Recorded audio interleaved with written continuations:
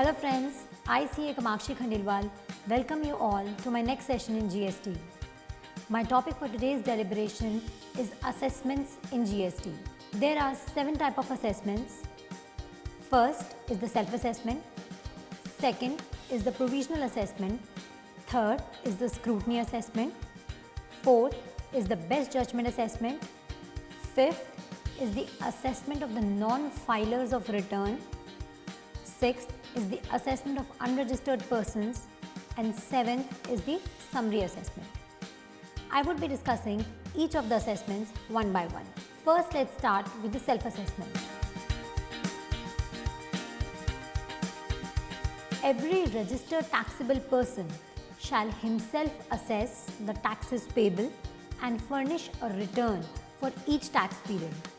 This means GST continues to promote self-assessment just like excise, VAT and service tax in the current tax regime. For example, a registered regular dealer must furnish Form GSTR 3 on a monthly basis and Form GSTR 9 annually. This is the incidence where the taxpayer is conducting self-assessment. Coming over to the next, provisional assessment. An assessee can request the officer for provisional assessment if he is unable to determine the value or the rate of tax. An assessee may be unable to determine the value due to difficulty in calculating the transaction value or understanding whether certain receipts should be included or not. An assessee may be unable to determine the rate of tax due to difficulty in classifying the goods or services or identifying whether any notification is applicable or not. For example, for the articles being embroidered or having the zari work, the rate of GST is 5%, and for the ready-made garments, it is 5% if the value is less than Rs1000 and 12% if the value is more than Rs1000. So, in this case, the person can seek a provisional assessment of the tax payable by him. Request for the provisional assessment will be given in writing. The proper officer can allow paying tax on provisional basis at a rate or on a value specified by him. The order will be passed within 90 days from the date of request. The taxable person has to issue a bond with security promising to pay the difference between the provisionally assessed tax and the final assessed tax. Provisional assessments will be followed by final assessments. The proper officer can ask for information before the final assessment. Now, what is the time limit for final assessment? The final assessment will be done within 6 months of the provisional assessment. This can be extended for further 6 months by the joint or the additional commissioner. However, the commissioner can extend it for further 4 years as he seems fit. Interest on additional tax payable and refunds. The taxpayer will have to pay interest on any tax payable under provisional assessment which was not paid within the due date. Interest period will be calculated from the day when the tax was first due on the goods or services and not the date of provisional assessment till the actual payment date, irrespective of payment being before or after final assessment. Rate of interest will be maximum 18%. If the tax as per final assessment is less than the provisional assessment, then the taxable person will get a refund. He will also get the interest on refund. Rate of interest on refund will be maximum 6%.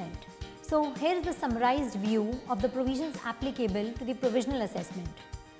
Where the person is not able to determine the value or the rate of goods, he has to file a letter to the proper officer for allowing the payment of tax on provisional basis. The proper officer within 90 days of the receipt of the letter allow the tax to be paid on provisional basis. The person shall execute the bond and provide surety or security as the proper officer deem fit. The proper officer within 6 months, extendable up to 6 months or 4 years, shall pass the final assessment order. If the amount finally assessed is more than what is paid provisionally, then the assessee is liable to pay the differential amount with interest not exceeding 18%, and if the amount finally assessed is less than what has been paid provisionally, then the assessee is liable to refund with interest at the rate 6% if not paid within 60 days of the application made by the taxpayer. Now coming over to the next section, Scrutiny of Return. The proper officer can scrutinize the return to verify its correctness. It is a non-compulsory pre-adjudication process. In simple words, it is not mandatory for the officer to scrutinize the return. Scrutiny of returns is not a legal or judicial proceeding. That is, no order can be passed. The officer will ask for explanations on discrepancies noticed. For example, as a part of the regular scrutiny assessment, an officer examines Form GSTR 3 filed by a registered person and has doubts regarding the transaction value and the tax levied in certain transactions. In such a case, the officer will seek an explanation from the dealer. But when the explanation is satisfactory, if the officer finds the explanation satisfactory, then the taxable person will be informed and no further action will be taken. What will happen if the explanation is not satisfactory? The proper officer will take action if the taxable person does not give a satisfactory explanation within 30 days or he does not rectify the discrepancies within a reasonable time. The officer may conduct the audit of the taxpayer under Section 65, or he may start special audit procedure under Section 66, or he may inspect and search the places of business of the taxpayer, or he may start the demand and recovery provisions. Similar provisions regarding scrutiny are existing in the current excise, VAT and service tax law. Now coming over to the next type of assessment is the best judgment assessment. In the best judgment assessment, an assessing officer assesses based on his reasonings and using the information available. The assessment will be made without having any bias. Under GST, the best judgment assessment becomes applicable in two situations. First, when a taxable person has not filed a return. Second, when a person has not registered for GST even though he is liable to get registered. For example, during an inspection, an officer finds that a person has not registered under GST though his turnover exceeds the threshold limit. The officer will initiate a best judgment assessment and assess the tax liability of such person. Next is the assessment of the non-filers. If the registered taxable person does not file his return, he will be sent a notice under Section 62. If he does not file the return, the proper officer will assess the tax liability to the best of his judgment. He will assess on the basis of the available information. The assessment order relating to the same will be issued within 5 years from the due date of the annual return.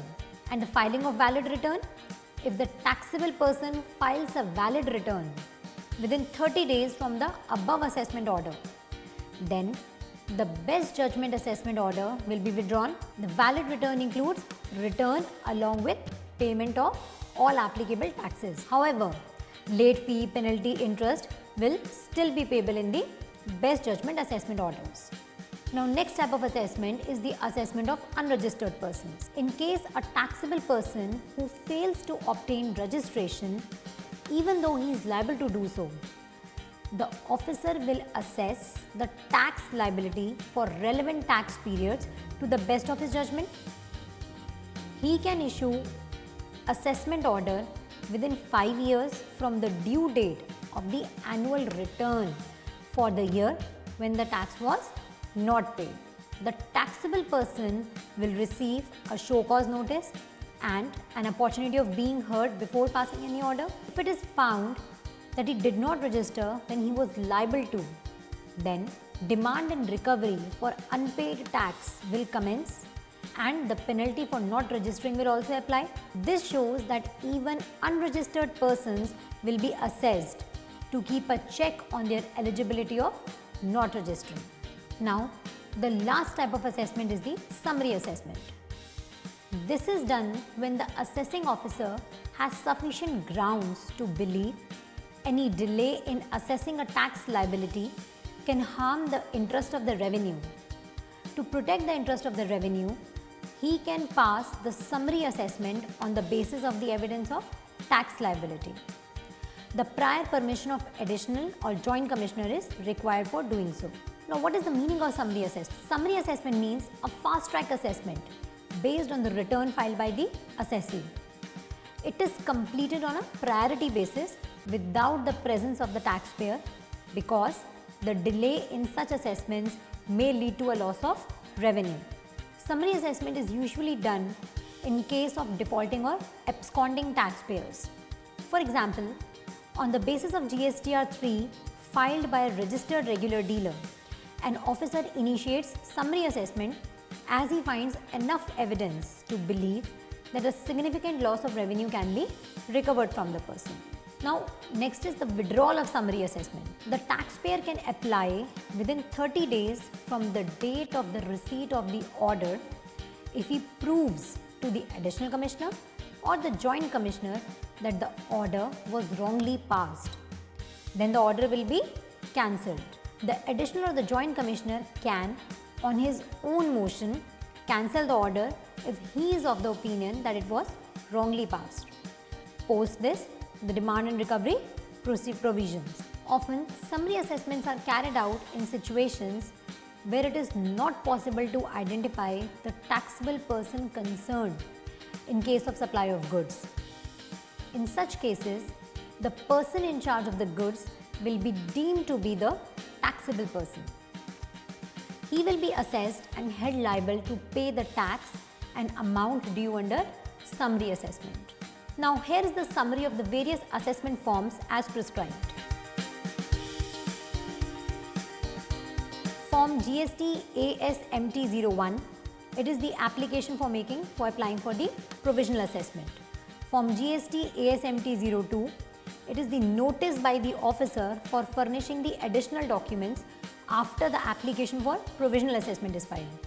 Form GST ASMT 03, reply to the notice from officer in Form GST ASMT 02.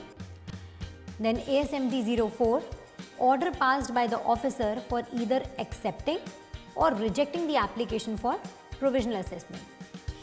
Form ASMT 05, execution of bond along with the amount of security in the form of bank guarantee. Form GST ASMT 06, order for furnishing details for finalization of provisional assessment.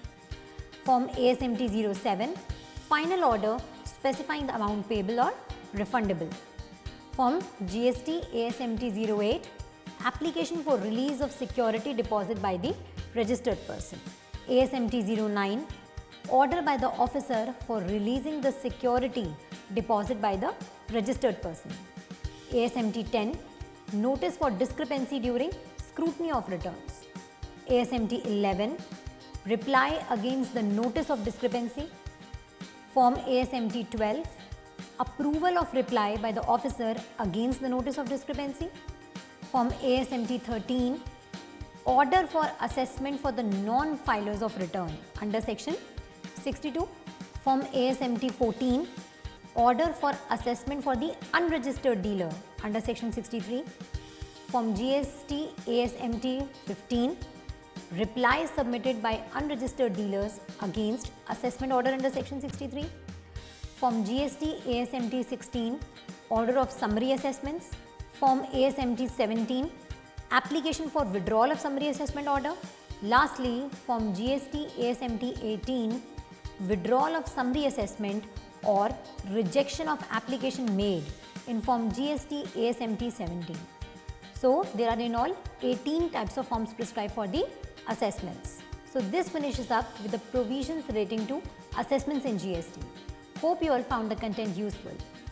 If you have any queries, you can email me the same at my mail ID. And you can also subscribe to my YouTube channel CA Kamakshi Khandelwal for more videos on GST. Thank you. Have a nice day.